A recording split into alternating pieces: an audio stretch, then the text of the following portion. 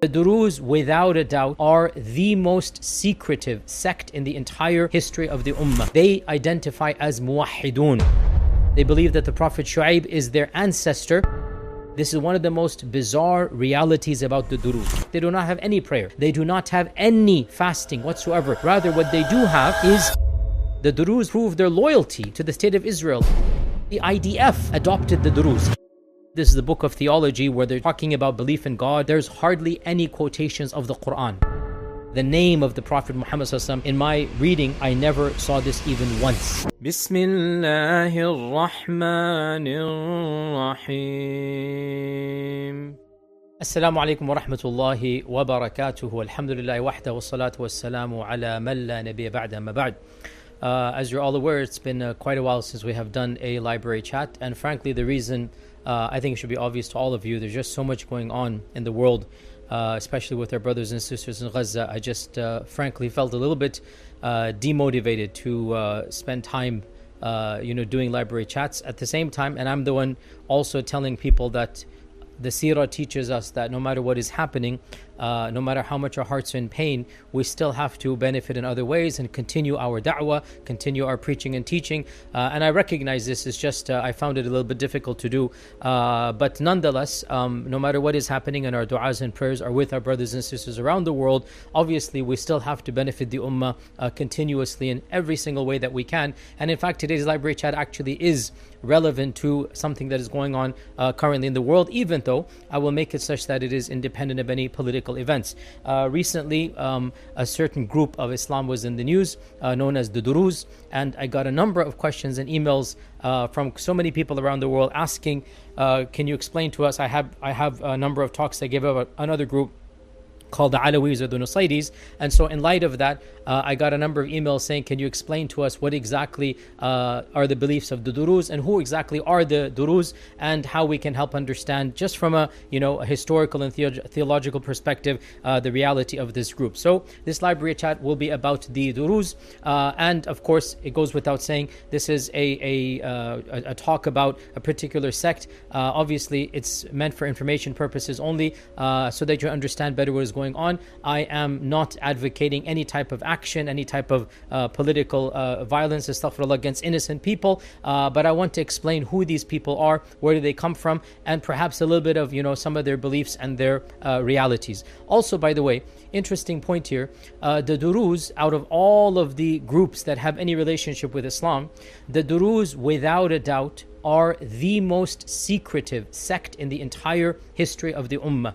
Right after the Alawis. The Alawis or the Nusayris, and they're also confused between the two. So today, inshallah, we're going to address this reality. And the Druze are one primary ethnicity, even though they live in 3 or 4 regions of the world, but they really go back to one group of people, I should say. And so they all go back to a group of people who converted to their theology, their ideology, almost 1,000 years ago. All of the Druze of today are biologically the descendants of the group that converted to the initial teachings, as we will come to today. And they number around 1 million, and they are concentrated in the modern day Lebanon and Syria and Jordan and Israel. So you have pockets in all of these countries, and then of course from these regions there is a diaspora. A few tens of thousands maybe have gone to Europe and to America, and so there are Druze congregations here in America as well, but they are very, very small. Even in the Muslim world, they probably number 1 million to 1.5 million. This is probably their more realistic the demographics. And the Druze are an Arab-speaking ethnicity, and they are an ethno-religious group, i.e. they are one, as we said, ethnic identity, and they are all descendants of the original group, and they are also a branch of Ismaili Shi'ism.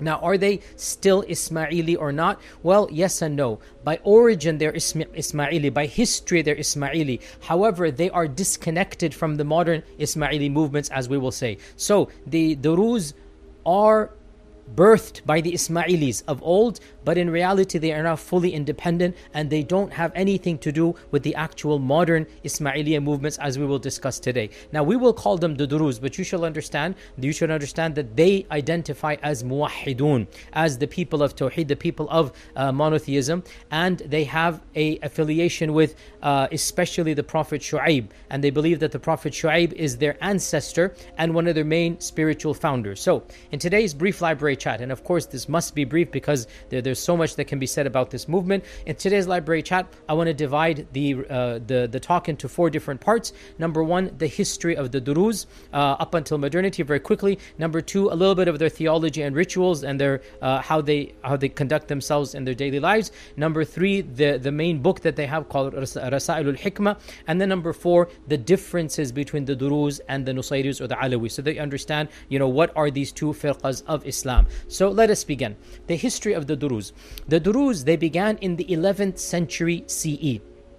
400s of the Hijrah, and they began within the Fatimid Empire, the Fatimid Khilafah. Now, of course, the Fatimid caliphs, the Fatimid Empire, of course, the Fatimids were the Ismaili branch of Islam. And of course, the Ismaili branch, as you should all be aware, the Ismaili branch, they split from the Twelver branch after Ja'far al-Sadiq. Ja'far al-Sadiq had a number of sons. The eldest one was Ismail, and then a younger brother was Musa al-Kadhim. So the 12er Shia, they consider Ismail, they consider Ja'far al-Sadiq to be the 6th Imam, and he passed down to the 7th Imam, Musa al-Kadhim, not Ismail. So that is the 12er branch of Shi'ism. As for the Ismaili branch of Shi'ism, they feel that the imamate passed from Ja'far al-Sadiq down to the elder brother Ismail. Now Ismail died in the lifetime of his father, and he left very small children. So when he died in the lifetime of his father, so then his brother assumed the political and the theological imamate after their father. So the bulk of Shi'ism followed Musa al-Kadhim. However, a small group known as Ismailis broke away, and from them a number of branches came out. In early Islam, there were 2 branches of Ismaili Shi'ism that are famous, and these are the Fatimids and the Qaramita, or the Karamatians, the Qaramita. The Qaramita were the infamous branch of Islam that attacked the Kaaba, stole the Hajj al-Aswad, built another Kaaba in Bahrain. They took the Hajj al-Aswad and they took it to Bahrain to install in that fake Kaaba. They were the ones who massacred the Hujjaj and filled the well of Zamzam with the bodies of the Hujjaj. And I have talked about this story in a number of lectures I have given. The Qaramita were not the same as the Fatimid dynasty theologically and ritualistically, but they were also from the same branch of Ismailism, even though they were very different from Fatimid Islam. And the Qaramita do not have any remnants left in modern Islam. The Qaramita had their mini dynasty, they had their mini kingdoms, and in fact they have not left a single trace. In fact, it is very difficult to even find any treaties left from the Qaramita. So the Qaramita, we know about them historically. We kind of sort of know a little bit of what they believe by what their enemies have said, but they themselves, they did not leave a heritage by and large, even though I have been told that there are some physical remnants of their kingdom in that region of Bahrain. So the Qaramita are basically completely gone. Now, the Fatimids, of course, established their dynasty. They began in North Africa, they began in Tunisia, in Mahdiya, they made their way all the way through Algeria, and then they conquered Egypt, and then they established Al-Qahira. Al-Qahira was established by the Fatimids, and they built Al-Azhar University. Now, because the Fatimids were a mighty empire, and they ruled for 200-300 years until Salah ad-Din Ayyubi brought about the end of the Fatimid dynasty, because the Fatimids established an actual dynasty and ruled an entire kingdom, obviously they were able to do much more. And from the Fatimids branched out a number of Ismaili sects or firqas, 3 of which we still have to this day. So the Fatimids split into many different sub-branches of Ismailism, and we still have to this day we have 3 of them. The first of these are the Nizaris. And the Nizaris are also called the Aga Khanis. And this is the only branch of Shi'ism in which the Imam is still recognizable and living amongst them. And so this is the Nizari or the Aga Khani branch of the Fatimids. The second is the Bohra. and the Buhra do not have a they do not have a visible Imam, and they have a representative of the Imam whom they call a Da'i al-Mutlaq.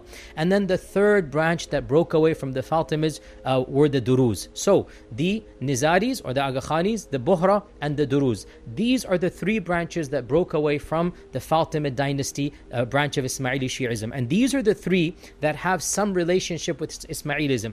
Of the three, the Nizaris and the Buhra call themselves Ismaili. As for the Druze, they do not call themselves Ismaili. As I said, technically speaking, even though the Druze are Ismaili in origin, and they are Ismaili historically, pragmatically, or I should say, in the current climate, in the current time frame, they do not identify as Ismaili, and they don't really have a notion of them being Ismaili. In fact, as we're going to come to, they do not even identify as Muslims, and they consider Islam to be like Christianity and Judaism, which were, past manifestations of Allah's revelation, and they have the real manifestation. So in fact, the Druze do not even identify by and large as Muslim, and they view themselves as being a distinct ethnic and religious minority, not under Islam, much less under Ismailism. So when people say the Druze are one of the branches of the Ismailis, technically it is correct, and yet still it should be qualified, as I explained.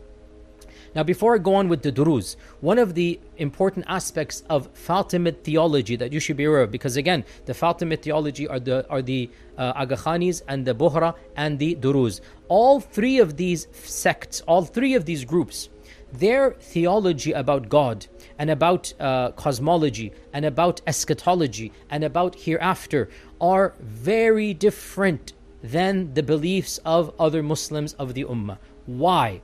Well, the Fatimids early on adapted the notions of Neoplatonic thought, and in particular the teachings of a very famous intellectual historian, an intellectual philosopher by the name of Plotinus. And Plotinus lived from 204 to 270 CE, i.e. after Jesus by 200 years. This is before the coming of the Prophet by 300 years. Plotinus is the founder of Neoplatonism. So he took the ideas of Plato and he gave them new vigor, reinterpreted them. This is called Neoplatonic thought. And when the average Muslim, any firqa, whether they're 12 or Shia, whether they're Mu'tazili, whether they're Sunni Ash'ari, Sunni Athari, whether they're Ibadi, any of the what I would call mainstream branches that have passed the bar of salvation, as I continue to say, any of those branches, when they study Druzi theology, when they study Nizari theology, from their perspective, it is not recognizable. They don't understand. It's something really, frankly, alien to the other traditions that they are accustomed to. And the reason for this is because the other groups of Islam, by and large, did not adopt Neoplatonism. They adopted either Kalam, and then Kalam has many sub-branches underneath it, or they rejected Kalam and they adopted a type of literalism called Atharism or Tafwid, whatever it is. So that spectrum is the spectrum that most academic Muslims, most people that are engaged in ilm and talib al-ilm, they are familiar with. Very few people from that circle actually delve in and study Neoplatonic thought, and when they do, it is typically done just as a brief, a foray into, let's say, Ibn Sina, because Ibn Sina was also, of this type of branch, and some say he was Ismaili as well. There's actually a big controversy about whether he was actually Ismaili or whether he was just a pure up and through Neoplatonist without necessarily being Ismaili.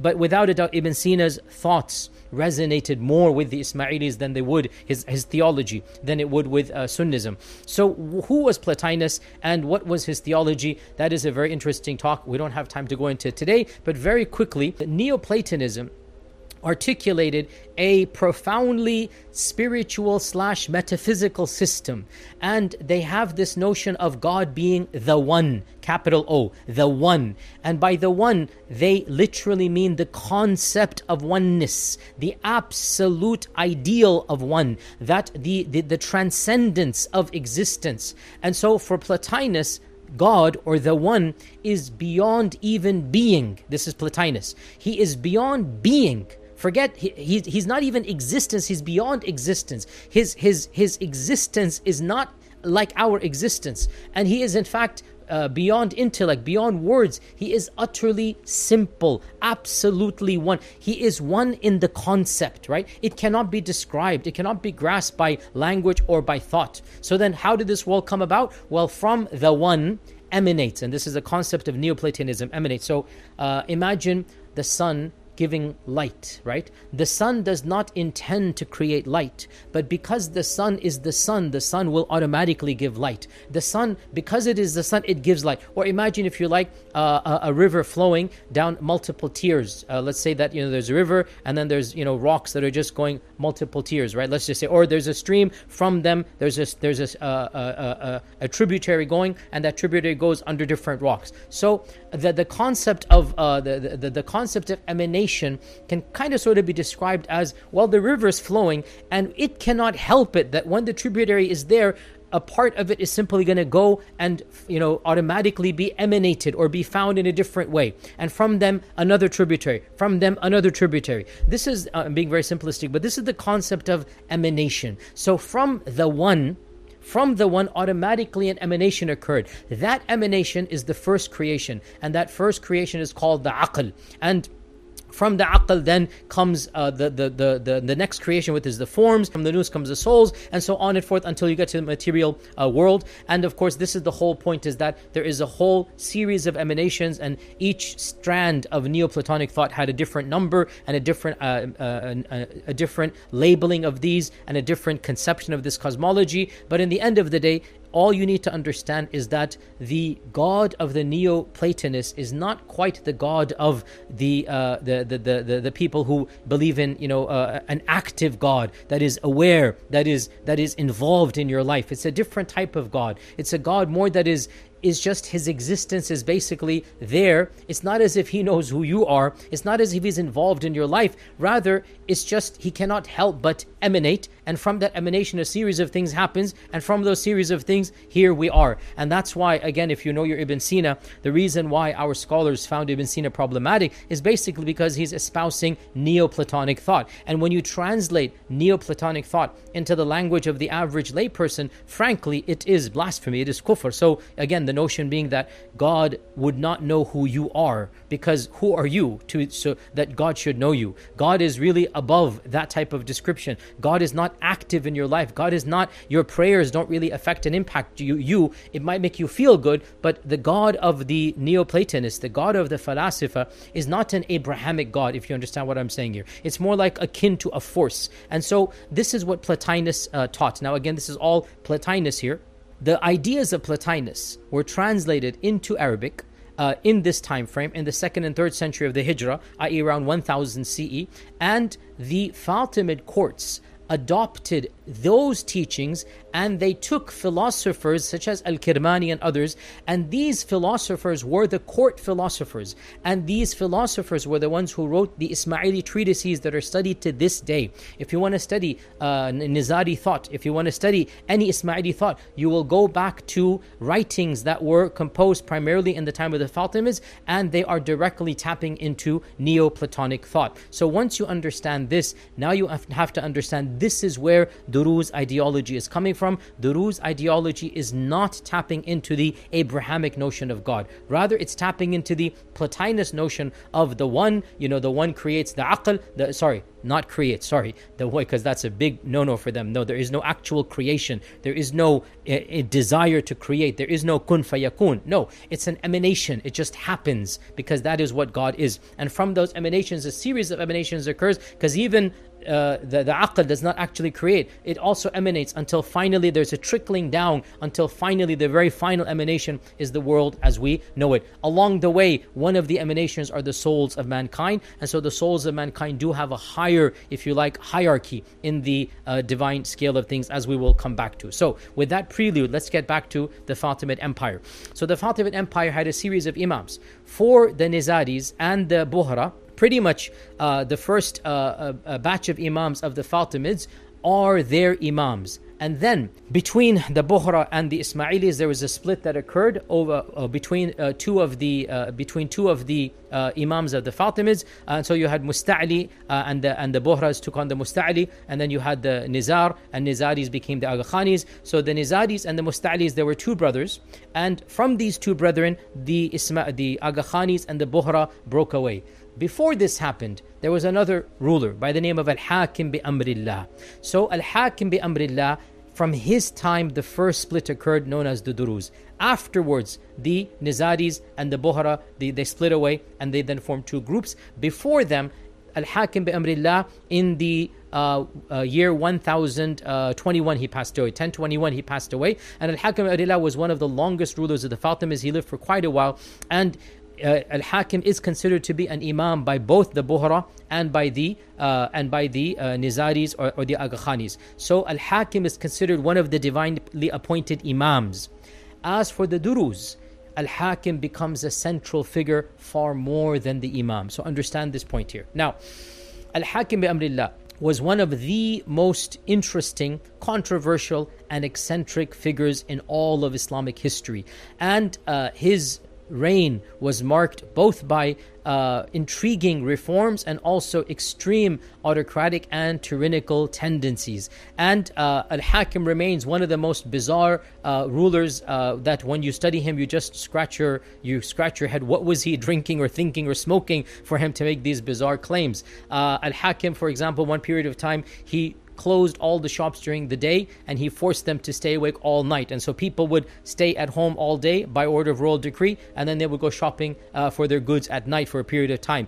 Al-Hakim also ordered a decree to prohibit women from exiting the house at all. Women could not go out at all. They had to stay at home. He would have eccentric, he would literally change every few weeks, have some bizarre ruling, and told his followers to do very strange things. For example, one year, for example, he forbade mulukhiyya. And for the Egyptians to not have mulukhiyya, that is a big problem. For the non-Egyptians, it might not be that big of a problem, but that's another topic altogether. But can you believe the ruler of Egypt, al-Hakim bi Amrillah, forbade mulukhiyya. He forbade the eating of grapes in certain seasons. So he had this really eccentric, bizarre tendency. He also would do blasphemous things in public. And I don't want to say some of these things is a bit very awkward, but you can imagine when you have unchecked power, really there was a kind of a screw loose in his head, if you like, during his time frame. Now, during his time frame, when he was the Khalifa, and these eccentric powers are becoming even more bizarre, and the people are very disgruntled against him. Nobody liked him when he was alive. Nobody liked him, So what happened? Well, during his lifetime, a group of radical Ismaili thinkers, and in particular 3 people are mentioned. Number 1, Hamza ibn Ismail, and he was from Persia, Farisi. Number 2, Ismail at-Tamimi, and they say he was Arab. And number 3, a Turkish person by the name of Nashtakin. And Nashtakin used to be a tailor. These 3 people, they began forming a new theology. And they began to say that al-Hakim, he wasn't just the ruler or the Khalifa, which is what the Sunnis of Egypt were forced to say, that he's our Khalifa. The Sunnis, there were Sunnis in Egypt, and the Sunnis said, well, he's our Khalifa. The Ismaili said he is our Imam. But these guys come along, now in particular Hamza ibn Ismail is probably the founder, and Hamza ibn Ali, and Ismail and Nashtakin were probably his followers, because we don't know too much details of what each one said. But these 3 individuals were all contemporaneous. They're all preaching this ideology, and what they began saying is that al-Hakim bi Amrillah is not just a Khalifa, he is not just an Imam, but rather he is the divinization of Allah subhanahu wa ta'ala, a manifestation of al-Haq. And in fact, he is Allah impersonified, or to be more precise, this is the tajalli of Allah. We're going to come back to what this point means. And they also began preaching that the tanzeel has been made mansukh. What this means, the Quran has been made mansukh. And as their call began to grow, they began sending du'at in other places as well, so that people start believing that al-Hakim is Allah Allah's manifestation on earth, and Sharia no longer has to be followed here. Now, the Ismailis of this time frame, a lot of people don't understand this point. The Ismailis of this time frame were not like the Nizaris of today. The Ismailis in the time of the Fatimids, they fasted Ramadan, they prayed Salah, and they had the rituals of Islam. The Qaramita, the non-Ismaili Fatimids, they are the ones who abolished the Sharia, and they had no Sharia, they had no halal and haram. The Fatimids, by and large, did have a version of fiqh and a version of rituals that we would recognize as non-Ismaili Muslims. We are Muslims of a Sunni background. We would recognize the Salah and the Adhan and the Siyam, just like the Buhra of today. We recognize that they pray and they fast and they have rituals that are recognizable to us. Their women wear the veil, they cover. That this is how the Fatimids were. However, both the Nizari, the Al-Khanis later on, and the Druze at this time, they broke away from this version and they embraced what the Qaramita had done, which is an abolishment of the Sharia. That the Sharia no longer has to be applied because it has now been abrogated, and we can metaphorically interpret everything in the Quran via what they called ta'wil. So what they said was that the Quran has a zahir and a batin. And the zahir, this is what the literalists of the Sunnis, of the ritualists understand, and we know the batin, we know the haqiqah. And because we know the haqiqah, we do not have to pray the way these people pray. We do not have to fast the way these people fast. And so this group of the core founders of the movement, they began preaching this ideology. Now, note here, al-Hakim was still alive. Al-Hakim was still alive when this is going on. And it appears that the most effective preacher was Nashtakin, the Turkish guy. Nashtakin, who was a tailor. And being a tailor, in that language, it was called ad-Darazi. Ad-Darazi. And if you speak Urdu or Persian, you understand ad-Darzi. Ad-Darazi. This is what he was called, Nashtakin ad-Darazi. And because Nashtakin was the most effective in converting people, the other people began referring to the converts of this movement as the followers of the tailor, ad-Daraziyin or ad-Daraziyun. The followers of the tailor, these are ad-Daraziyun. And from ad-Daraziyun, we get the phrase the Druze. The Druze comes from ad-Daraziyun. And of course, Nashtakin was not even the founder, but it appears he was the most effective preacher of the movement. Now, these three people, they would preach in Cairo in various masajid, and their main leader Hamza actually took over one of the masjids outside of Qahira, which would be the base of the Darazi or the Druzi. I'm calling it now Druzi, even though Hamza himself never called the Druzi. Understand this point here. They call themselves people of Tawheed and Muwahidun. So they had a masjid outside of Qahira that became their base. It is mentioned in the books of history that Nashtakin one day, while he was preaching in Cairo, that he began uttering those blasphemies, that al-Hakim bi amrillah is tajalli of God, that he is God on earth, or however he phrased it. He would not say God on earth, but that is basically the impression that people would get. And so he was attacked by the crowds for being blasphemous, and he had to flee to the palace for protection. And the mobs then went to the masjid where Hamza was preaching, and they surrounded the masjid. And Hamza issued a plea to the Khalifa to come and save and help him. And so Hamza was also brought to the palace. And so these individuals who were preaching this bizarre theology were sheltered directly by al-Hakim bi amrillah in his palace. And after a while, Al-Hakim came out and said, I have caused all of these people to repent. They are no longer preaching these views. However, this is where most other people say that Al-Hakim had to do this in order to placate the crowds. In reality, he did not do anything to stop these teachings when he was alive. While he is alive, all of this preaching is going on. And in fact, it does appear that he didn't even punish them at all. And in fact, perhaps gave them safe passage to flee or run away. We don't even know what happened to Nashtakin and where he went. But it does not appear that Al-Hakim was serious in shutting down this type of bizarre theology about him. Shortly after this, Al-Hakim bi amrillah, mysteriously disappears. Believe it or not, he literally was on a donkey, and in the middle of the night he told his guards, let him be, do not follow him. So he walked out of the palace, he walked out of the city of Cairo, or he trotted on his donkey, and he was never seen again. To this day, nobody knows what happened to him. Did he want to disappear? Did somebody chance upon him and say, oh my God, this is the crazy guy, let's just get rid of him? Whatever it was, he was never seen again. And so with the end of al-Hakim bi amrillah, the ideologies of the Druze were then banned in Qahira. And these three individuals were made to disappear. Now, did they flee or were they killed? Again, lots of theories and rumors here, but they were not allowed to preach publicly in Qahira after the disappearance of al-Hakim bi amrillah. And so, within a few years, to be more precise, in the year 1043 CE, the leaders of the movement decided to shut the doors of preaching permanently. No more converts, and nobody would be allowed to convert to their ideology. And so, from the year 1043 CE, which is quite literally almost 1,000 years ago, nobody has converted to this ideology. The people that are following this ideology now are the biological descendants of the first batches of converts who converted from the year 1017 to 1043. Just 30 years of preaching, that's it. So batches of people converted.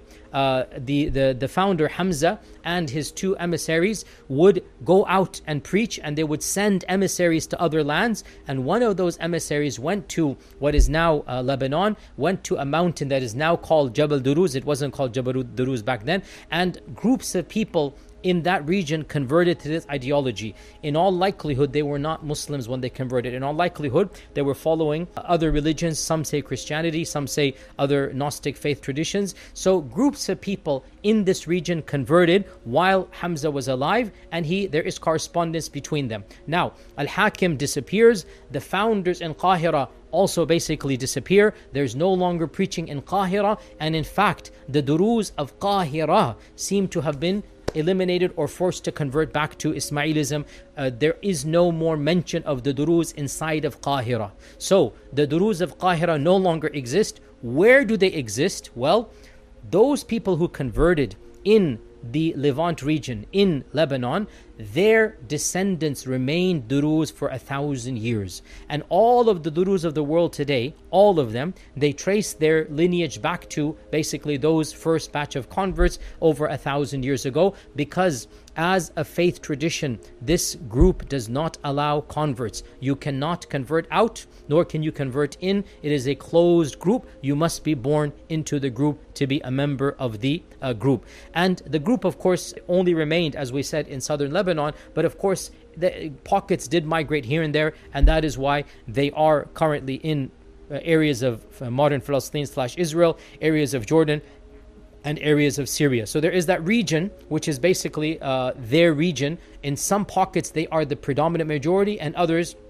they live side by side with the Sunnis and the Shia of that region. And throughout the course of the next 1,000 years, by and large, they remained geographically in one region. Because they're not converting others, because they're not sending people out to preach, they do not increase in numbers dramatically. Rather, it is basically one area where their biological descendants, they intermarry amongst themselves, and they remained isolated. They did not intermingle too much with the surrounding time frame, and that period of history, it's difficult to reconstruct because their own historians are not known to us until the advent of modernity. Of course, there are references throughout history of travelers coming across them. There are references of Muslim empires engaging with them, because a lot of them were bandits and robbers. A lot of them lived off of highway robbery, and so they were considered to be troublemakers by most of the sultans and the rulers, including the Ottomans. There were many skirmishes that took place, but by and large, they were let to live separately. Don't interfere with us, we will not interfere with you. And especially in the Ottoman time frame, the Ottoman sultans basically, almost unofficially, they gave them a complete degree of autonomy, of basically do as you please, don't bother us and don't ask too many questions, and we're not gonna bother you. And a number of mini dynasties took place amongst them until finally the advent of modernity and colonization. And of course, with the coming of colonization, now you cannot have a semi-autonomous group of people living in the middle of nowhere, and therefore in the 20th century, the Druze population had to navigate the challenges of the formation of the nation state.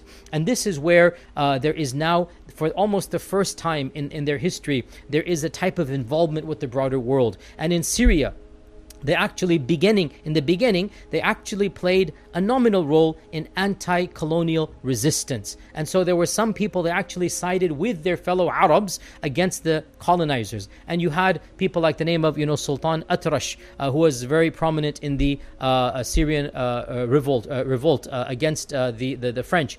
And perhaps the most famous leader of the Druze, and this is a name that I know my English-speaking audience would not really have heard of that much, but he is a household name amongst the intellectuals of the Arabs. The Arabs know this name and they've heard of him. 100 years ago, he was an actual household name amongst the Arabs. These days, only the historians and the people who read have heard his name. But 100 years ago, he was a legendary man amongst all of the Arabs, Sunni and non-Sunni, and his name is Shakib Arsalan. Shakib Arsalan, who died 1946. And Shakib Arsalan was a very prominent intellectual of the Druze, an Arab nationalist and a political thinker from Lebanon. And he was, his title is the Prince of Eloquence. He was educated in Beirut, and he interacted with Jamaluddin Afghani, with Muhammad Abdu, and he became one of the main leaders of the notion of pan-Islamism, coming together and fighting colonization. And he was a fierce critic of Western imperialism. And in fact, a lot of people say that he converted to Sunnism. Without a doubt, towards the end of his life, he began to pray, he began to fast. So we hope, inshallah ta'ala, that he converted Sunni, even though technically he never formally announced anything. He was born into a Druze family, and he, never seemed to have disassociated. Everybody knew he was Druze. And at the time, in the 1940s and 30s, I mean, when you're fighting the French and whatnot, all of the Arabs were basically coming together to fight against the colonizers. And so Shakib Arsalan became one of the most famous ambassadors of this pan-Islamism movement. He would travel across Europe. He wrote many treatises. One of the most famous ones is called Our Decline, Its Causes and Remedies. And he was a journalist, he was an intellectual, he was a historian, he was a thinker. He really was a mover and shaker. Just Google him and you will find a lot of stuff about him and his legacy. And he inspired tens of thousands of people. So this is a person that probably is the most famous Druze pre-modernity. Of course, during the last 50 years, a number of famous Druze have also participated in the public sphere. The Jumbulat family, Walid Jumbulat and Walid Kamal Jumbulat, his father, they were central in Lebanon civil wars. Everybody knows them. Now, when the state of Israel was founded, initially there was a hostility between the Jewish settlers, the colonizers, the Zionists, and between the first batch of Druze they encountered. But they immediately discovered that the Druze do not like the Sunnis, they don't like the Shia, they're kind of sort of on their own. And so a small truce was enacted. This is in the 30s and 40s between the Druze and between the Zionist settlers. And in fact, during the Arab revolt, when the Arabs tried to defend themselves, the Druze did not get involved in that defense, and the Druze did not help the Arabs, and the Zionist settlers saw this and they appreciated the fact that the Druze were neutral in this regard, and therefore this opened up a door of communication between the land of Israel and between the Druze. And what happened therefore was that the Israeli government back in the 50s, they decided to give the Druze a chance, and so they began conscripting Druze men to work in the army. So it's a job because realize, to be in the army for people that don't have any education, don't have any technical skills, this is a career and a job. And so they allowed the Druze men to enter into the army. Now, of course, Druze women can also enter, but back then it was only the men. And within 10-15 years, the Druze proved their loyalty to the state of Israel against their fellow Arabs. And so the IDF adopted the Druze, and the IDF made a number of their entire regiments composed of Druze, and they began to rise up until they became generals. And of course, this entrenched the Druze more into Israeli society than of course into Arab society, and that remains the case until this day. And of course, the reason why this library is happening, of course, if you're watching this the year it was released, you all know why, and that is because of the skirmish that's taking place right now, or a few weeks ago, last week, between Israeli forces and between the Druze of Syria, because some skirmish took place, and the Druze of Syria, the Druze inside the nation state of Syria, reached out and called the Israelis and said, help us against our own government. And so Israel bombed Syrian sites, and Israel invaded, and Israel helped the Druze that were actually on the Syrian side of the border. And this is, of course, why I'm giving this library test, so I understand who the Druze are. And of course, historically speaking, the Druze have lived mostly peacefully alongside their Sunni neighbors in Syria and the Levant. And before and during even the civil war, Sunnis lived alongside Druze in Saweda and other places in southern Syria. Nonetheless, one of the tactics that Israel is using is the tactic of divide and conquer, and we cannot fall for that tactic. There are people from within the Druze community that are standing up against this type of tactic and are actually siding with their Sunni Arab brethren against the Israeli onslaught. So we have to be careful and not paint all of the Druze with one simplistic brush. Also, it needs to be pointed out that while some of the Druze do try to ingratiate themselves within Israeli society, the fact of the matter is that they are treated as second-class citizens even within Israel. So even that tactic is not working for them. That is their brief history of the Druze. Let's now move on to their theology. I know this is going to sound strange, and I know that most people will not understand this, and even frankly, I don't know if I understand this, because it's concepts that believing Muslims are just not familiar with. This type of theology is considered foreign to us. It is really stemming from a type of Greek Neoplatonic thought, which really is alien to the theology, we would say, of the Quran. Of course, they have their interpretation, and of course, for us, their interpretation is not stemming from the Quran. Now, from their perspective, they believe that they believe that there are people of pure monotheism. What does that mean? Now remember, for them, monotheism is not what we believe when we say there is one God, that God is to be worshipped, that God is prayed to. The Druze concept of monotheism is that God is transcendent and immanent, that He cannot be described with any attributes. There is no word that can describe God whatsoever. He is the concept of oneness. And so in that, they strip Him of all of His attributes. This is called tanzih. And there are no actual attributes of God. And so the notion of God being described by something, this is not befitting of God. God is the whole of existence, and He is above actual existence. There is no how, there is no when, there is no where, there is nothing characterizing Him. And in this, they are similar to the other Ismaili doctrines as well. However, the Druze believe in something called tajalli. And tajalli, the English term for it is theophany. And tajalli, in its core, in a mystical sense, it refers to the light of God being experienced by the mystics who have reached a high level of purity in their spiritual journey. So, God is perceived as the lahut, the divine, that is manifested in the station, the maqam of the nasut, of the material realm. And the nasut does not become the lahut. So, to give a metaphor here, what a number of Druze say, and Hamza actually writes this in his treatise, is like when you see yourself in the mirror. The mirror is not you, and yet you are in there. So you are not the mirror, and yet the mirror captures you. So in this, they say, al-Hakim was that vehicle. Al-Hakim was that entity, that God tajalla. God basically manifested Himself. And technically, they would say that the persona of Hakim is not God. They would say this. But they would say that yet He is manifested in the persona of Al-Hakim. Now, of course, this technical language is lost on almost all of the people, and in reality, the net result is that Al-Hakim is considered to be a walking God. Al-Hakim is viewed to be God on earth, even though in their technical language they would say that Al-Hakim bi amrillah is the one that Allah chose to make tajalli via and through. And they believe that Al-Hakim was the final manifestation. There were previous manifestations before this, but Al-Hakim was the final manifestation, and that in the end of times, Al-Hakim will return back to this earth, and that will then be the final end of this earth.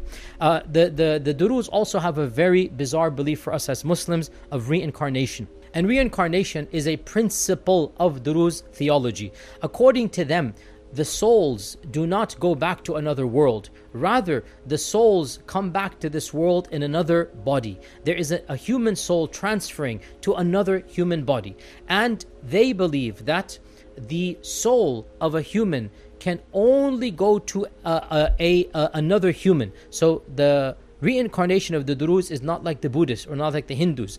Rather, they believe that the soul of a human only comes back in the body of another human being.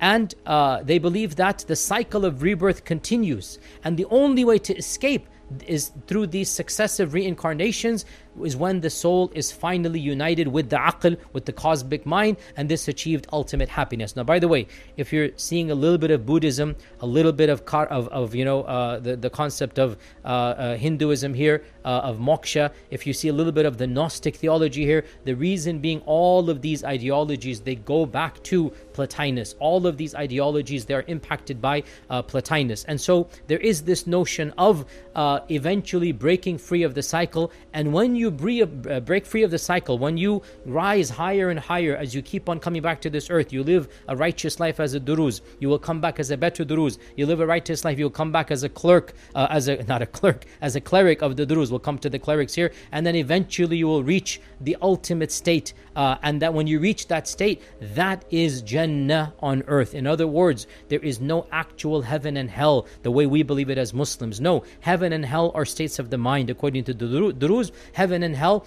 are when you either break away from the cycle or you are permanently cast outside of the cycle because of your bad and sinful life. This is what heaven and hell are. So these are some of the theologies of the Druze. Also, when it comes to rituals, the Druze do not have the regular prayers whatsoever. In fact, they do not have any prayer. They do not have any formal sajda. They do not have any recitation of the Quran. They do not have any fasting whatsoever. They do not have any visiting of Mecca and Medina. This is not at all a part of their terminology, of their rituals. Rather, what they do have is a sanctuary called the Khalwa. They don't call it a masjid.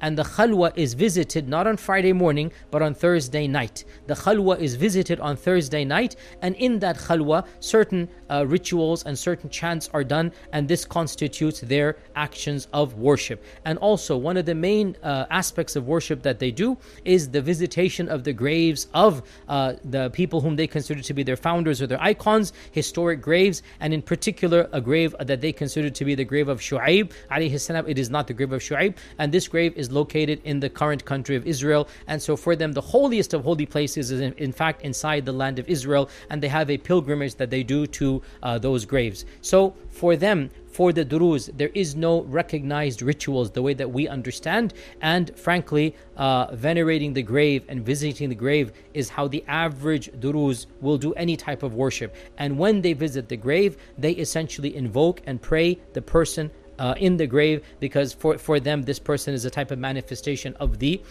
divine. So there is no actual reading of the Quran. There is no understanding of the teachings of the Quran. There is no ritual that we do, because for them all of this is ta'wil. We make a Ismaili reinterpretation of what the Quran actually says.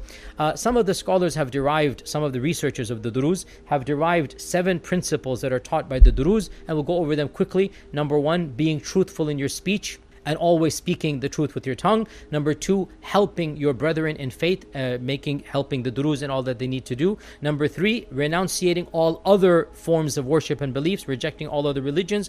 Number 4, repudiation of all evil and the devil, and this is called tughyan. So whatever just getting rid of all evil. Number 5, belief in Allah's unity, and again we explain what unity is. Number 6, subservience to the commands of Allah, and here they mean subservience to the commands of al-Hakim, obviously over here.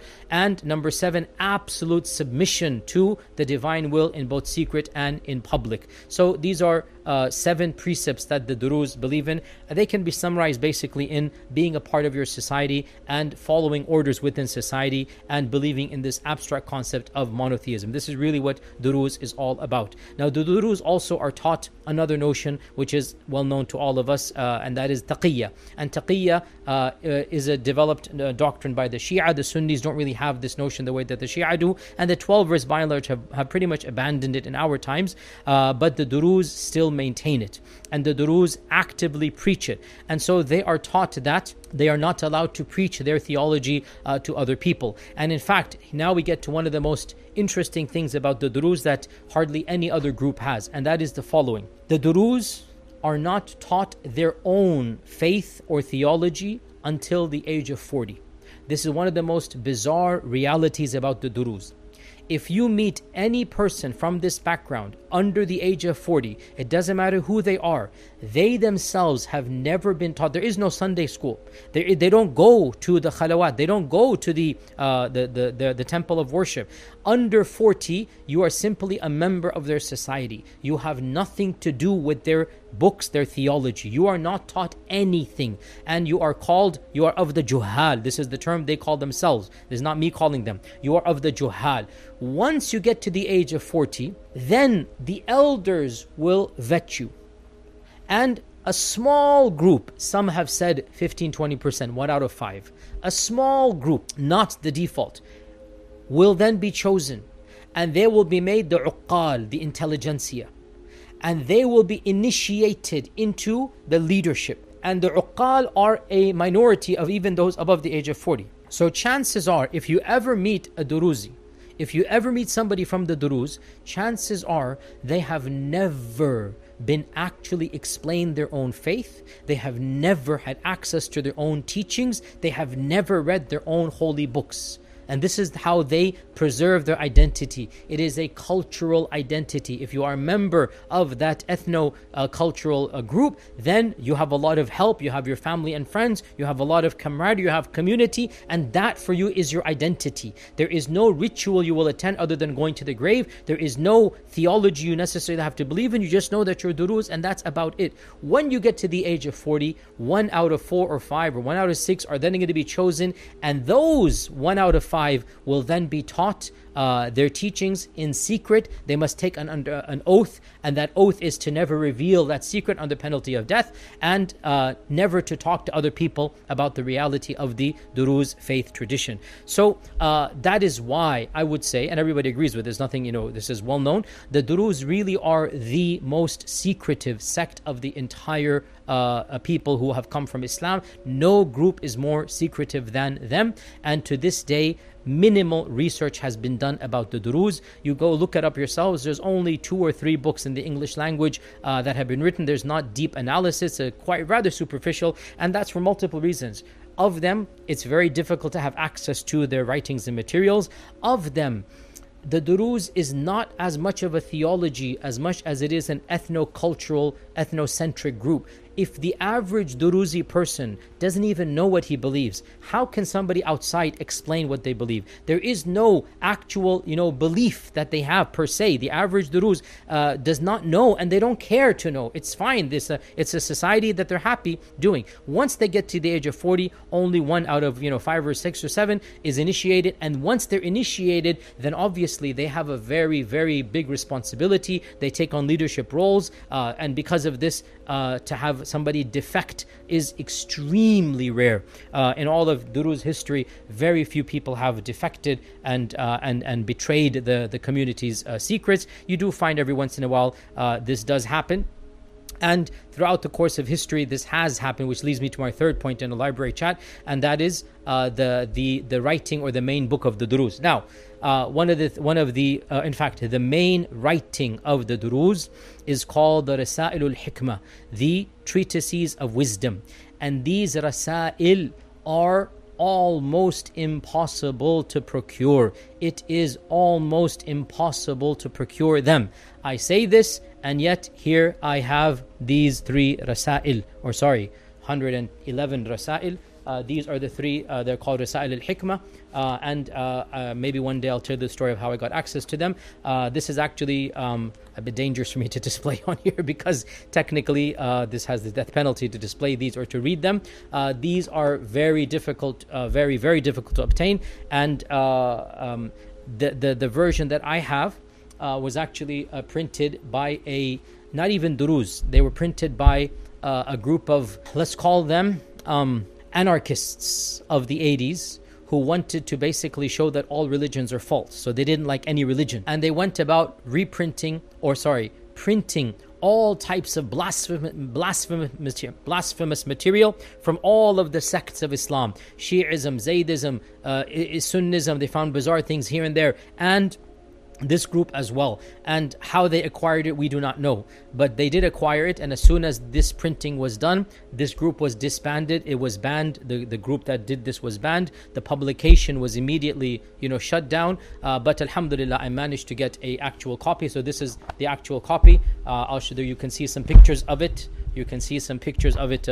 I'll show them online. So this is a copy of the Rasāʻil al-Ḥikma, and of course, I have read not all of them, and I'm not going to read all of these, all of these treatises, but I've read enough to understand, get a feel for their theology and what they believe. So, what is this epistles of wisdom as Rasāʻil al-Ḥikma? The Rasāʻil al-Ḥikma obviously are written in the Arabic language, and they contain exactly 111 epistles, Rasāʻil. Some of them are a page, some of them are 6 or 7 or 8 pages, on average 3-4 pages. And these Rasāʻil, some of them are dated to the month and year, and some of them are not dated. And they are written by 3 or 4 people, including Hamza ibn Ali. So if you can see over here, Hamza ibn Ali is the main one, and you have as well Ismail al-Tamimi, and you have Bahauddin al-Sammuqi. These are the 3 main authors, and all of them lived in the early part of the 5th century, 410, 411, 412, i.e. 1030, 1040, 1050. And primarily these are the letters that they're writing between their groups of people, from Qahira to Lebanon, from Qahira to other people in Qahira. So these are the Rasāʻil that are going back and forth, and they have been preserved, and this preservation forms their main book. And if you read these treatises, you notice a number of things. First and foremost, honestly, this Arabic was obscure. It was very atypical. And of course, I have read plenty of treatises by plenty of the different groups, whether they're Mu'tazili, whether they're Ash'ari, whether they're Salafi, whatever they are. The treatises that we're accustomed to reading, there's a language to use them. And for me, this Arabic was not something I'm accustomed to at all. And I had to reread passages multiple times. And of course, that is because firstly, the language that it uses is highly mystical. Terms used that we're not accustomed to when we study other types of theology. Secondly, there's hardly any quotations of the Quran. Can you believe this is the book of theology where they're talking about belief in God, they're explaining what it is, Tawheed, they're explaining reincarnation, and there's hardly any references. In fact, in my reading of the book, and I've read enough for 50 pages here and there. I've read them through. I could not find a single verse quoted beginning to end. Yes, you do find phrases of the Quran that you would expect any educated Arab at the time to know, but you don't really find an entire quotation per se. I'm sure there might be 1 or 2 in the whole treatise, but I didn't just, in my perusal, I didn't just say, and Allah says this, and of course ask for the name of the Prophet Muhammad ﷺ. In my reading, I never saw this even once. There might be some mention of him somewhere, but I have not come across his name even once in these treatises that I have read. And these treatises, as I said, they were written between 410 to maybe 450 Hijrah or 445 Hijrah. So that's basically around 1000, 1000 CE to 1050 CE, around this time frame. And these treatises are considered to be what are taught by the uqal once you are initiated into the higher level. Once you're initiated into the higher level, and it is these treatises there are some manuscripts of them partially in the Princeton Library here in America that were discovered by a traveler in 1860 something, if I'm not mistaken. There's also a Lebanese emissary that visited, I think, King Louis in France in 17 something, and he gifted him a whole bunch of exotic things. And so of the things he gifted King Louis was an original partial manuscript of Rasāʻil al-Ḥikma. And so to this day, in the Bibliothèque of Paris, there is a partial copy of this book. What I have is the entire book. Alhamdulillah, all 111 treatises are here. But again, this is not to make it difficult, but it is, if you try to get it, you will see for yourself that it is not something that is easy to do. And maybe one day if I have time, I'll try to read more of this. But to be brutally honest, I am not that enthused to go over and reading all of these pages, because again, these are divided into 6 volumes. And the print is relatively small. 6 volumes and 111 treatises, and each one of them, sometimes the author is unknown, sometimes the date is unknown, sometimes both are unknown, and sometimes both are known. It'll say from Hamza so-and-so to another person so-and-so in the year so-and-so. You asked me about this question, let me explain to you. So let me give you one example, okay? So in this one, which one is this chapter, or the 5th volume, in page 596, you have الرسالة في ذكر المعاد. I was just going over this and I saw this one here. الرسالة في ذكر المعاد. Okay, so a treatise regarding the Ma'ad, which is the day of judgment, the coming back. And he says here a refutation of those who have committed ilhad, have committed atheism or rejection of the faith. And he begins by saying, حروف بسم الله الرحمن الرحيم حدود قائم الدين الحمد لله الذي جعل لأولياء الدين الفلج والغلب وجعل دائرة السوء على من نكس على عقبيه وانقلب وأوجب اللعن والخزي على من خالف الأمر وعن الحق نكب. And on he keeps on going. So and then he says وصلى الله على, upon whom, على الاسم القائم الهادي الإمام. Right? So Allah salat and salam be upon the Imam, and on. And then he goes, Amma ba'd. So you mentioned to me that in Cairo, somebody from the shuyukh of the deen came along, and he called all of you to believe in something that was blasphemy. And he made this beautiful to your eyes, and he tried to misguide you. And he said to you that once death occurs, then the body shall go to another realm and shall not return to this world, i.e. there's a day of judgment, right? And he mentioned to you that this happens in dreams, and so it's going to happen in the hereafter as well. And so he goes, I am going to refute this claim. So what's he saying here? He is saying a Sunni Shaykh came to you guys, and a Sunni Shaykh claimed that there is a day of judgment, and claimed that the ruh will return to Allah Azza wa Jal and not come back to this world. And so this is a treatise that is meant to refute the Sunni claim of Qiyamah, right? So then he says over here that I don't want to read all of it here, but the argument is actually interesting. It's interesting. Obviously it's a kufr argument. There's no question about that. But where does this here? So he said that, don't you see that people have different strengths and different livelihoods and different lives? Don't you see that this is beyond their control? How would it be fair for somebody to have certain lifestyle and another lifestyle when it's not due to their control? Rather, aql, intellect, demands that this is something they must have done to earn or deserve this, right? So, and he goes on and on. So it's very interesting here. There's not a single verse of the Quran mentioned in this whole. I read this treatise. I read cover to cover. This particular, Risala here. Number, what number is it? Number 70, I think, right? Risala 2. Yeah, 70. Al-Risalatu fi Dhikr al-Ma'ad. So this treatise, he doesn't really have any verses of the Quran at all. Not a single verse of the Quran. And he basically says that if you look at the world around you, you find that some people are rich and some people are poor. Some people are born wealthy, some people are born with talent, some people are born without talent. He said, the aql tells you this isn't fair. The only way it would be fair is if they did something themselves in a previous life that then allowed them to come and then occupy this particular level and status. And he goes on. And so he's proving basically in reincarnation. So Hamza ibn Ali, this is a risala from Hamza ibn Ali. Hamza ibn Ali is quite literally saying there is no qiyamah, there is no heaven and hell, there is no ba'th, rather there is reincarnation. And this is a standard point of Druze theology. Now, with this theology, obviously, it is self-evident to us as people who believe in the kalima that this group really cannot be considered to be within the ummah at all. There is no udhr bil jahl, there is no ignorance that's taking place here, because there is no Islam such that we excuse them for udhr bil jahl. There is no divine being named Allah in their theology. There is no risala of the Prophet ﷺ that they are affirming constantly. There is no ritual, there is no Quran, there is no identification with Islam. That's the point. They don't even call themselves Muslim. If you were to ask them, they will say we are Muslim, Jewish, Christian, and we are Druze, we are Muwahhidun, right? So for them, Islam is like Christianity and Judaism, previous faiths that Allah has revealed, and they have a higher version that they call, the ilm of Tawheed, or we are the people of Tawheed, or some, Amma among them will call themselves Druze as well. And this is because of this, obvious disconnect from our tradition.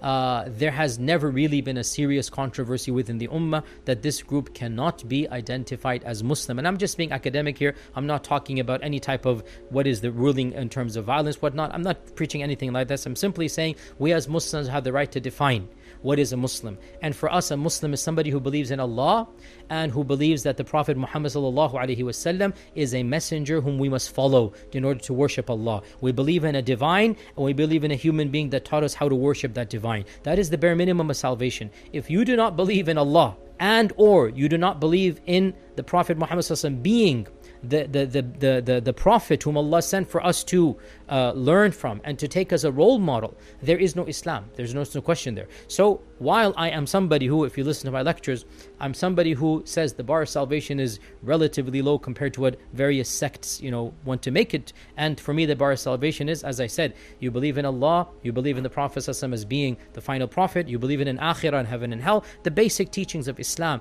That is, and you live an ethical life. You want to worship Allah based upon the sunnah of the Messenger of Allah, and you want Allah to reward you on the Day of Judgment. That's basically, as long as, in a nutshell, that's basically what is the bar of salvation. So if you have this bar, by and large, you, alhamdulillah, you're Muslim. These guys have none of that. There is no Allah, there is no Muhammad sallallahu alaihi wasallam, there is no hisab, there is no qiyamah, there's no heaven and hell. So, and there's no Islam. I mean, literally the term Islam is not a part of their, vernacular. So there should be really no two opinions about this, and that's why pretty much anybody who has written about them has considered them to be outside the fold of Islam. Ibn Taymiyyah in his Fatawa, volume 35, page 161, he has a short treatise, literally a page and a half about the Druze, and he says, وَهُمْ أَعْظَمُ كُفْرًا مِنَ الْغَالِيَةِ. They are worse in their kufr than even the ghulat of the Shia, and they say that the earth is uncreated, and they have no concept of heaven and hell, and they have no concept of the rituals of Islam, and no concept of halal and haram, and they are just as bad as the Qaramita or even worse. وَهُمْ أَكْفَرُ مِنَ الْيَهُودِ وَالنَّصَارَى وَمُشْرِكِي الْعَرَبِ. And they have more kufr than the Yahud and Nasara and even the pagans of the Arabs. And this is so true. Even the pagans of the Arabs believed in Allah, and the pagans of the Arabs have some rituals to Allah subhanahu wa ta'ala, but this group is different than that. And Al-Azhar University in 1934, a long time ago, they actually issued a fatwa in which they said this group cannot be considered to be within the fold of Islam, and this is something that everybody understands and knows. Now, final point here, and that is, what are some similarities between the Alawis, Nusayris? If you don't know, by the way, I have a whole talk online, which I also gave because of political realities taking place. Who are the Nusayris? Who are the Alawis? Go listen to that. And I summarized the beliefs of the Nusayris in that group, in that talk. Now I'm doing the Druze, but now that I've done both, let's do a very quick summary. And in that summary, inshallah ta'ala, you will now understand the difference between the Druze and the Nusayris. So let's begin with the similarities. Both the Druze and the Nusayris, they emphasize a hidden meaning, a batin, and they are both secretive. They are taught to withhold core doctrines from outsiders, and oftentimes even their own members are not taught. Even many of the Alawis don't really know Alawi theology, but as for the Druze, they've codified, and they said until the age of 40, you don't even know. Both have some affiliation with Shi'ism. Both hold Ali ibn Abi Talib in a relative high manner. Both believe in transmigration or reincarnation of the soul. Both of them have elements of Gnosticism and Neoplatonic thought. Neither group is proselytizing. They're not calling others to their faith. And both of them have marriage within the faith. By the way, I forgot to mention, Druze don't allow divorce. I forgot to mention that Druze do not allow divorce. Druze do not have circumcision. Druze also frown upon, if not prohibit, polygamy. So they have certain things that are unique to them. So get back to the similarities. Sorry, I forgot to mention this was in the previous section. And the Druze and the Nusayris, both of them are geographically found in the Levant, in Syria and Lebanon. However, Syria has more Alawis and Lebanon has more Druze. Okay, but in that region, Druze and Alawis are both there. So these are similarities. What are the differences? Well, first and foremost, this is the most important difference. The Alawis are not linked to Ismailism. The Alawis are linked to Twelver Shi'ism, and the Druze are linked to Fatimid Ismailism. This is the fundamental difference. The Alawis are a breakaway from Twelver Shi'ism. When the 11th Imam died, when Hassan al-Askari died, when the 11th Imam died, At the death of the 11th Imam, there was an entire spectrum of groups that formed, because from our perspective, from the historical perspective, there was no 12th Imam. He never existed. He was never born. This is something the 12ers of our times believe. When the 11th Imam died, he didn't have a son, according to historians, according to everybody else other than 12er Shia. So when the 11th Imam dies without a child, without an heir, what's going to happen? An entire spectrum of groups formed, and 2 of those groups remained. There's no other group that remained, even though 1,000 years ago there were many groups, but they all fizzled out. 2 groups remained. The one of them was taken by the Buwayhid dynasty and made into a mainstream, and then the Safavids made it even more mainstream, and so that is the 12er Shi'ism. Because the Buwayhids and then the Safavids adopted it, because of this, then they actually became a relatively small significant minority within the Ummah, and this is 12er Shi'ism. The other group, known as Alawis or Nusayris, remained small. They were never adopted by a state until the modern land of Syria with Hafiz al-Assad, and he is from the Alawi or the Nusayri branch. So the Alawis tap into 12er Shi'ism, and as for the Druze, they tap into Fatimid Ismailism. This is the most important difference. Another difference is that the Druze are far more radical in their philosophical, Neoplatonic, monotheistic unity. So the Druze are very much into pure Plotinus, pure concepts of oneness, and that is why they call themselves Muwahhidun. Another difference is that the Druze do embrace a more mythic and incarnationist view of divinity, and the Alawis, the Nusayris. The Nusayris have the divinity of Ali, whereas the Druze have the divinity of al-Hakim bi amrillah, even though the Druze also consider Ali to have been one of the vehicles of tajalli. But when it comes to real connection, the Druze are more mentioning of al-Hakim, and the Alawis are more mentioning of Ali ibn Abi Talib. So you have a persona that is different. The Druze mention al-Hakim, even though theoretically Ali was one of the vehicles of tajalli. Another difference is that the Druze emerged in the 11th century in Egypt, whereas the Alawis emerged in the 9th century in Syria, as I said, right? So the Alawis, or some would say Iraq as well, and they came to Syria. So the original founder of the Alawis was Iraqi, but they made their way to Syria, and then the Druze, the original founder was Egyptian, and then they made their way to Lebanon. Another difference is the sacred text. The Alawis, by and large, don't have any equivalent. There is no actual text, even though there's something called al-Baqura Sulaymani. I talked a little bit about that in my other talk. As for the Druze, they actually have 111 epistles that is called Rasāʻil al-Ḥikma. And another difference is that the Druze are structured into uqal and juhal, whereas there's no such structure amongst the Alawis or the Nusayris. One final difference I'll mention, well, let's say 2 more differences, and that is that the Druze are by and large tightly knit and isolated from other Muslims and Arabs, and in fact only recently they've opened up and formed alliances with, believe it or not, as we know now, Israel. That's the irony of ironies, right? That's why we're talking and having this library chat. The Druze have always been disconnected from the rest of the world. Only recently they found an ally with Israel, and so now the 2 of them are teaming up against Arabs and against other Muslims. As for the Nusayris or Alawis, they were isolated for a long period of time. However, recently, with the rise of Hafiz al-Assad in Syria, Hafiz al-Assad started a strategy of attempting to appear mainstream. And so he began forming ties with Sunni clerics and with 12er clerics, and he began visibly praying and mentioning Quran, and his son also pretended or claimed to have this affinity with Islam, and so there was a attempt to mainstream themselves within the Ummah. I would say it failed, but the isolationist attitude of the Druze remains. As for the Alawis and Nusayris, they attempted to, whether they're successful or not, time will tell, but they attempted to ingratiate themselves with the rest of the Ummah, and in fact a lot of times they will call themselves Muslims of an Alawi persuasion. They say we're Muslims and we're Alawi. As for the Druze, they say we are not Muslim, we are Druze. So there is a massive difference between the 2, even though of course theologically the both of them are really outside the fold of Islam. There's no question about that.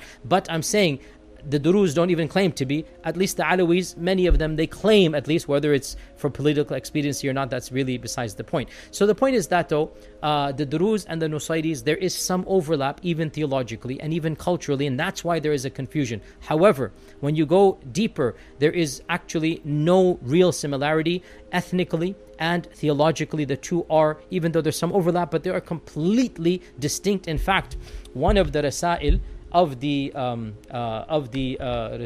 al-Ḥikma, and I was reading this, quite intrigued by it. One of the Rasāʻil is actually a refutation of the Nusayris, right? So he has al-Rad al-Nusayrin al-Mulhidin. There's an entire treatise here, right? Al-Rad al-Nusayrin. So he wants to, and he has all of these vulgar adjectives, that there's a da'i of the Nusayris that has come and he's done this and that. So these guys do not like the Nusayris, and they consider them to be malahida, which is rejectors of God and rejectors of religion. And there's complete, takfir between the two of them. So do not confuse the Druze from the Alawis. They are completely separate and distinct groups. And to conclude, therefore, the Druze are an offshoot, a breakaway of Ismaili Islam, who no longer identify as Muslims. Their theology has little to do with the theology of the Quran, and that is why they do not even quote the Quran. They do not believe in Allah the way that we believe in Him.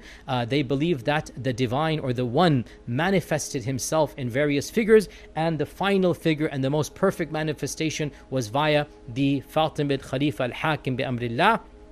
And with that manifestation, the teachings of the Quran cease to be active. They no longer apply. And because they no longer apply, they're not really, the Quran to them is just like the Bible and the Old Testament and the New Testament. You can look to it for, some wisdoms and reference, but it is not binding on you. And they clearly rejected a heaven and hell that is an actual heaven and hell. They rejected resurrection, and they believe in the transmigration of the soul. They believe in tanasukh al-arwah, where if you do good, you will rise up, and then next life you become one of the uqad. If you do even higher, you rise up even higher, until finally you will finally understand the truth. And when you understand the truth, your soul will be reunited with the one, and in that reunion, that is heaven. That is a state of the mind. That is heaven, and that is the ultimate goal. If that doesn't happen, the other alternative is you wait for the return of al-Hakim bi Amrillah, and when al-Hakim bi Amrillah comes back and you are of the righteous Druze, then that will be your heaven, because you will actually have seen the tajalli of God, and so that will be another manifestation of heaven for you. And obviously from our perspective, they have nothing to do with the religion of Islam, and they are one of the groups that we can categorically state, and as I said, from my perspective, these are very few groups that we say this about, the Druze and the Nusayris and the followers of the Qadian person. These are the types of people we say, uncategorically we say that there's no question that these people are outside the fold of Islam, and they have no relationship with the deen of Allah subhanahu wa ta'ala. And this is why when the Ummah has rejected them and the modern nation state of Israel has adopted them, this is why there's such a strong political affinity, and this is why the Druze have been given power in Israel, and they like to have those relationships and call upon them against their against their fellow Arabs, because they're still Arab. They speak Arabic, they identify as Arabs, but their loyalties are not with the Arabs or with the Muslim Ummah. And I hope that was of some benefit about the reality of the Druze. And with this we come to the conclusion of this library chat. Wa jazakumullahu khairan. Wassalamu alaikum wa rahmatullahi wa barakatuh.